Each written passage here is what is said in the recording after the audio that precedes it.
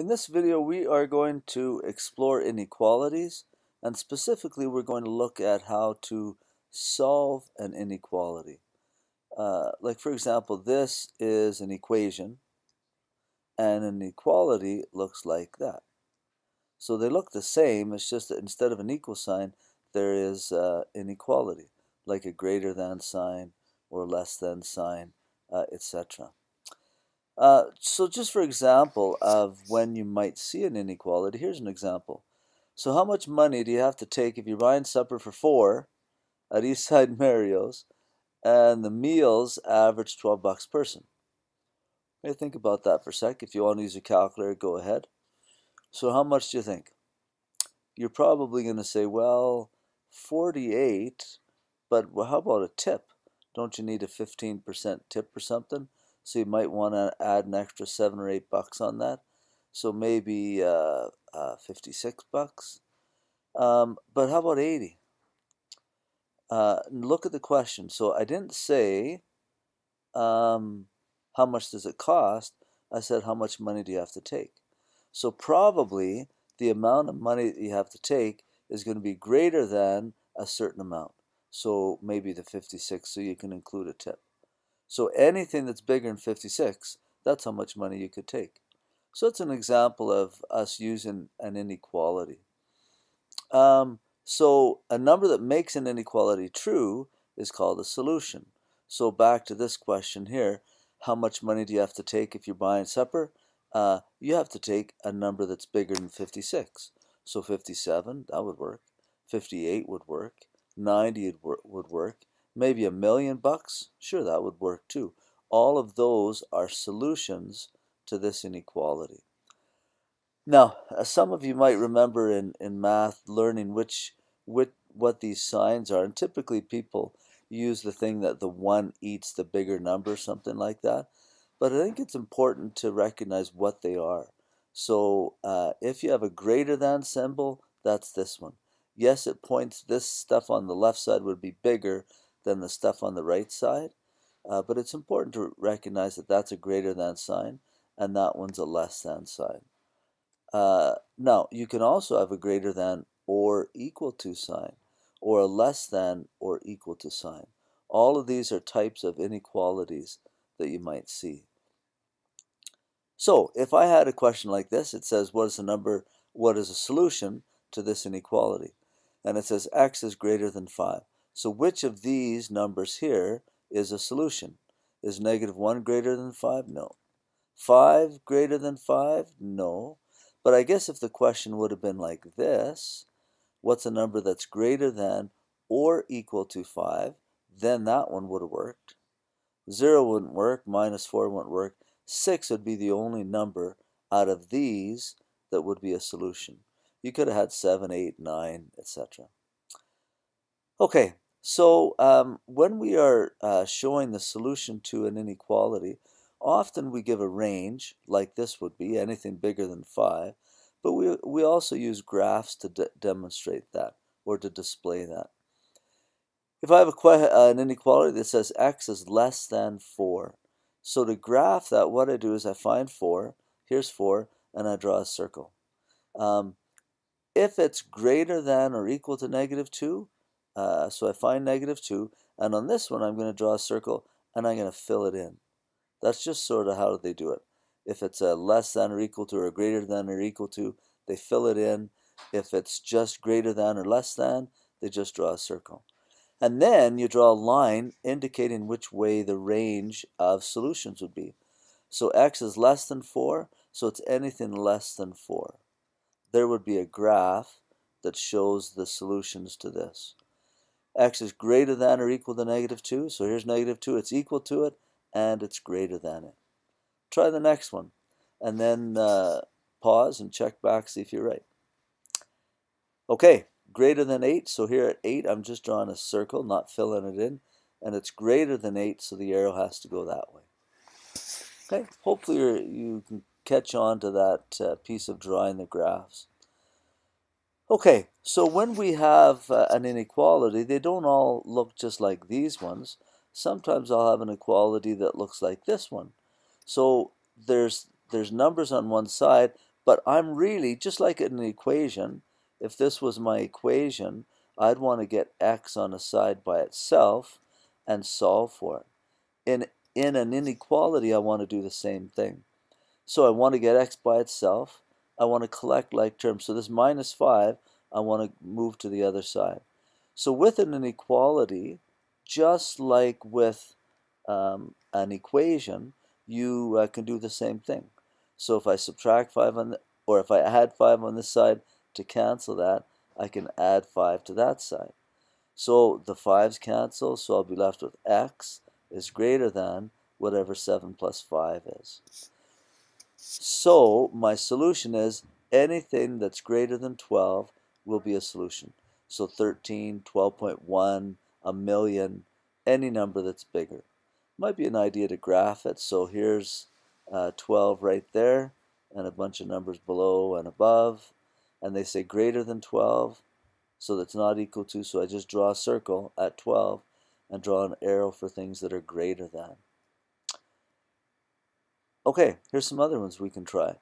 And maybe why don't you pause and try them, and then come back and see if you're right.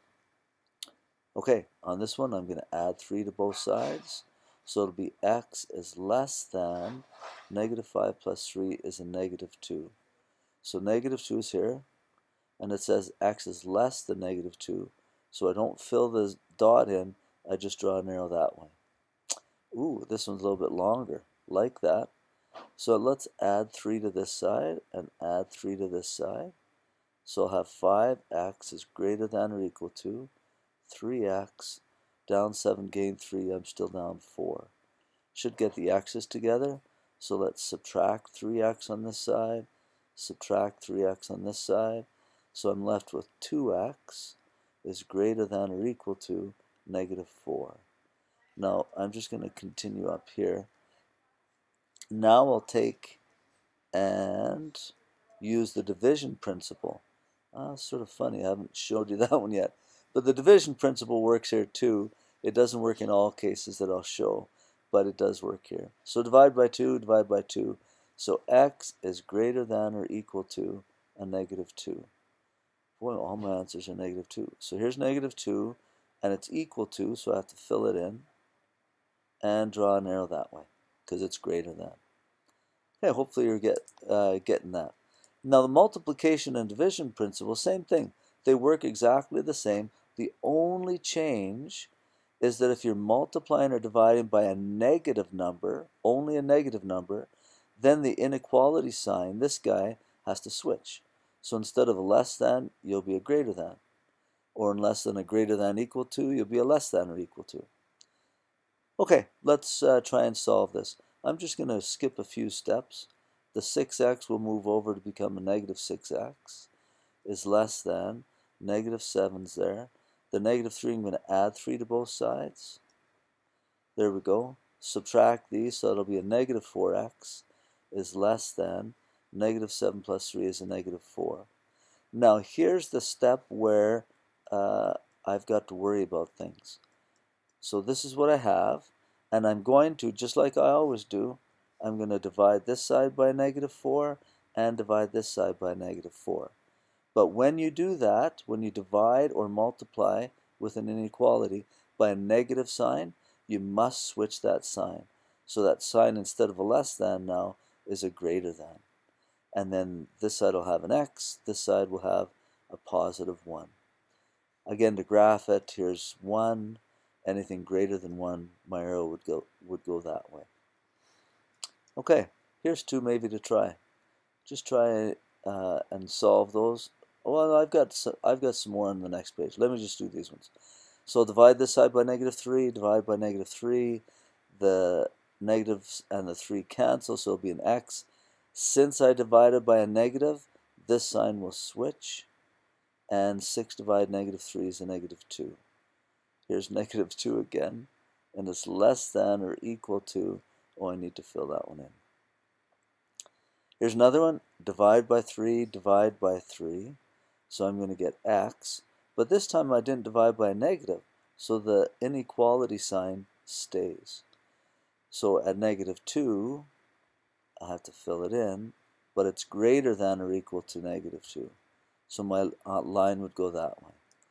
Okay, here's a couple that you can try. I guess I have the answers to all of them. Try those and then press pause and I'll reveal the answers. Okay, hopefully you have tried them. That's how I did the first ones. Right there, you can check. You might want to pause and check to see if you did them right. And there's how I sort of just gave the answers to the last ones. I just did them quick. I didn't show all the steps. Okay, hopefully you are getting that. Last question has to do with fractions and inequalities. Fractions are the same as we deal with these the same as we do with equations, where if it's an inequality or an equation, what I do is I look for a common denominator and then I multiply every term by that denominator. So let me maybe just copy and paste, get another one of these there. Okay, so I'm going to take, what will my common denominator be? 4, 8, 4, probably 8.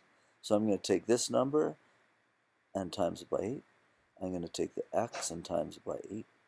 I'll take the 7/8 x and times it by 8. And the quarter times it by 8. And the half x times it by 8. So here, 4 goes in 8 twice. 2 times 3 would be 6. 8 times x would just be 8x. Greater than or equal to. 8's cancel, so this would just be 7x. And then 4 goes in 8 twice, so it'll be 2.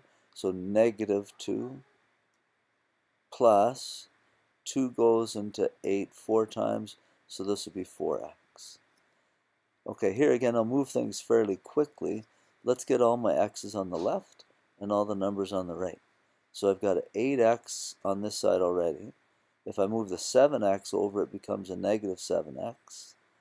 If I move the 4x over, it becomes a -4x.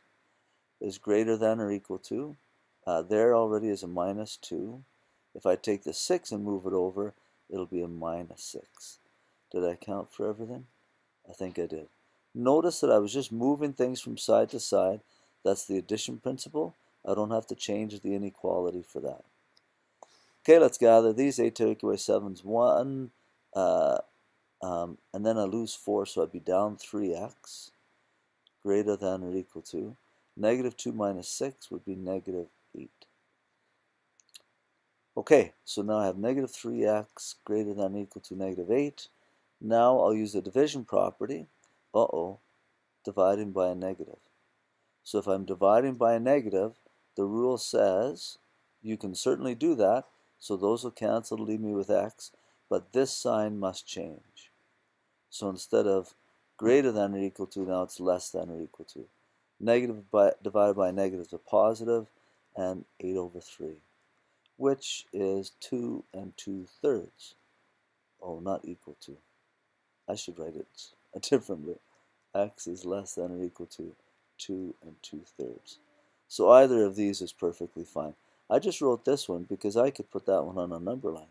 Here's 2, here's 3. So 2 2/3 would be right about there. So draw my circle. Oh, it's an equal, so I have to fill it in. And then it's less than or equal to that, so I'll draw an arrow that way.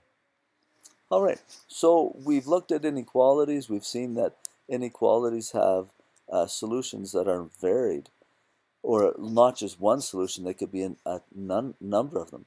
X is less than 5. It could be 4, 3, 2, -1,000, etc.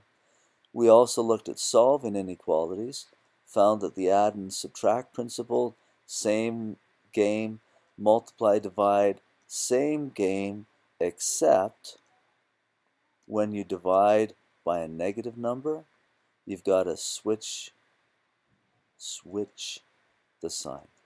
Okay, hopefully that helps out. Try some questions.